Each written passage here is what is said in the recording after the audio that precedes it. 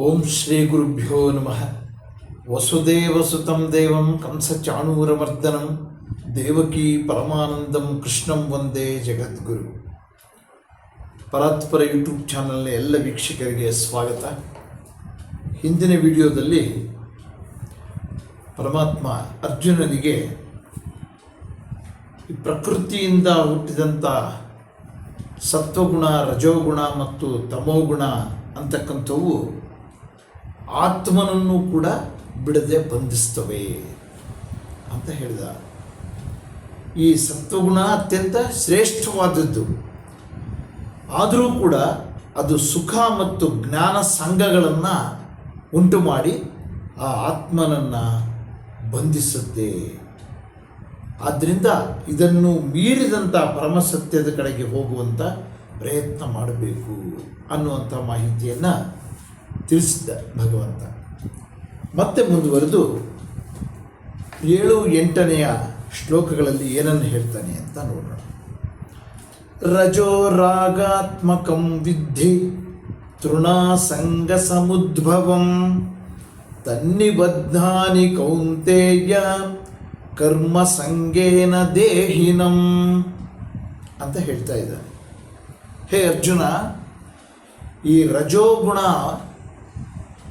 ಅನ್ನುವಂಥದ್ದು ರಾಗದಿಂದ ಆಗಿರ್ತಕ್ಕಂಥದ್ದು.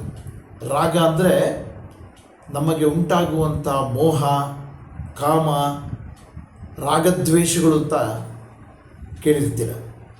ಈ ರಾಗದ್ವೇಷಗಳು ಅಂತಕ್ಕಂಥದ್ದು ಮನುಷ್ಯನ ಒಂದು ದೌರ್ಬಲ್ಯ.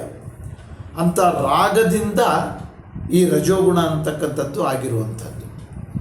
ನಮ್ಮಲ್ಲಿ ಈ ಮೋಹ, ಅರಿಷಡ್ವರ್ಗಗಳು ಅಂತ ಇಟ್ಕೋಬೋದು. ಇವು ಇಲ್ಲದೇ ಇದ್ದರೆ ರಜೋಗುಣ ಅನ್ನುವಂಥದ್ದೇ ಇರಲ್ಲ. ಅರಿಷಡ್ವರ್ಗಗಳನ್ನು ಗೆದ್ದವನಿಗೆ ರಜೋಗುಣವೇ ಇರಲ್ಲ. ಆದ್ದರಿಂದ ಈ ರಾಗದಿಂದ ಉಂಟಾಗಿರುವಂಥ ರಜೋಗುಣ ಇದು ಏನನ್ನು ಮಾಡುತ್ತೆ? ದುರಾಸೆಯನ್ನು ಉಂಟು ಮಾಡುತ್ತೆ. ನಮ್ಮೊಳಗೆ ಯಾವುದೇ ವಿಷಯದಲ್ಲಿ ಅತ್ಯಂತ ಹೆಚ್ಚಿನ ದುರಾಸೆಯನ್ನು ಉಂಟು ಮಾಡುತ್ತೆ. ಆದ್ದರಿಂದ ಈ ಅಭಿಮಾನದಿಂದ ಅದು ಆತ್ಮನನ್ನು ಕಟ್ಟಿ ಹಾಕುತ್ತೆ. ನೋಡಿ, ನಮ್ಮೊಳಗಿರ್ತಕ್ಕಂಥ ಶರೀರದ ಒಳಗೆ ಇರ್ತಕ್ಕಂಥ ಮನಸ್ಸು, ಬುದ್ಧಿ ಮತ್ತು ಪಂಚೇಂದ್ರಿಯಗಳು ಹಾಗೂ ಆತ್ಮ. ಈ ಆತ್ಮ ಅಂತಕ್ಕಂಥದ್ದು ಈ ಕೆಳಗಿನವೆಲ್ಲಕ್ಕಿಂತ ಶ್ರೇಷ್ಠವಾದದ್ದು. ಅಂಥ ಆತ್ಮನನ್ನೇ ಕಟ್ಟಿ ಹಾಕುತ್ತೆ ಈ ಅಭಿಮಾನ ಅನ್ನುವಂಥದ್ದು. ರಜೋಗುಣದಿಂದ ಇದಾಗತ್ತೆ. ನಾನಾ ಬಗೆಯ ದುರಾಸೆಗಳು ಬರ್ತವೆ ರಜೋಗುಣದಿಂದ. ಇವುಗಳನ್ನು ತೃಪ್ತಿಪಡಿಸೋದಕ್ಕೋಸ್ಕರ ಸಂಘ ಉಂಟಾಗುತ್ತೆ. ನಾನಾ ರೀತಿಯ ಸಂಘಗಳಿಗೆ ನಾವು ಒಳಪಡ್ತೀವಿ. ಎಲ್ಲವನ್ನೂ ನಾನೇ ಅನುಭವಿಸಬೇಕು ಅನ್ನುವಂಥ ದುರಾಸೆಗೂ ಕೂಡ ಒಳಪಡ್ತೀವಿ. ಇಂಥ ಭಾವನೆಗಳೆಲ್ಲ ಬರೋದು ರಜೋಗುಣದಿಂದ. ಇದು ಆತ್ಮನನ್ನು ಕೂಡ ಕೆಡಿಸಿಬಿಡುತ್ತೆ ಅಂತ ಹೇಳಿದ.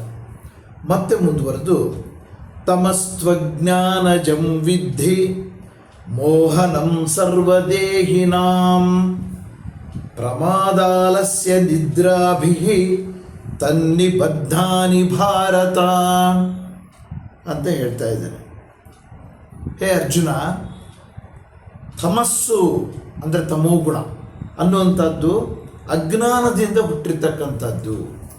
ನಿಜವಾದ ಜ್ಞಾನ ನಮ್ಮಲ್ಲಿದ್ದರೆ ತಮೋಗುಣ ಅಂತಕ್ಕಂಥದ್ದು ಪೂರ್ತಿ ಶೂನ್ಯವಾಗುತ್ತೆ, ಇಲ್ಲದಂತೆ ಆಗುತ್ತೆ.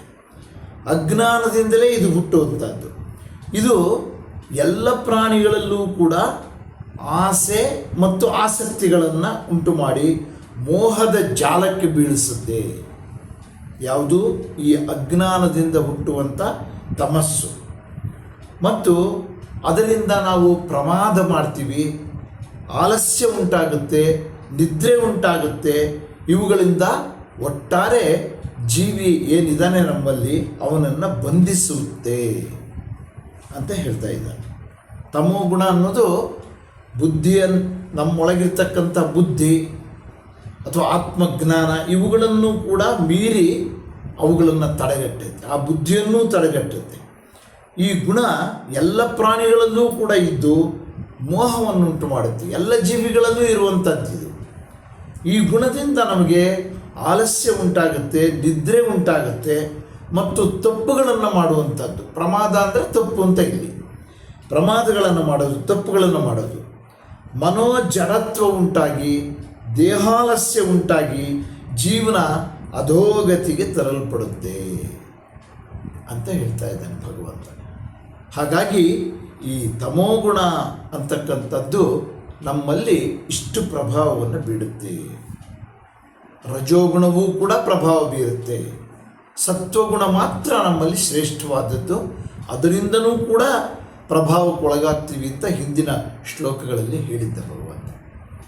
ಈ ರೀತಿಯ ಪರಿಣಾಮಗಳೆಲ್ಲ ಆಗಿ ಜೀವನ ಹಾಳಾಗುವಂಥ ಪರಿಸ್ಥಿತಿಗೆ ಬರುತ್ತೆ ಅನ್ನುವಂಥ ಮಾಹಿತಿಯನ್ನು ತಿಳಿಸ್ತಾ ಇವತ್ತಿನ ಈ ವಿಡಿಯೋವನ್ನು ಮುಕ್ತಾಯ ಮಾಡ್ತೀನಿ. ನಮಸ್ಕಾರ.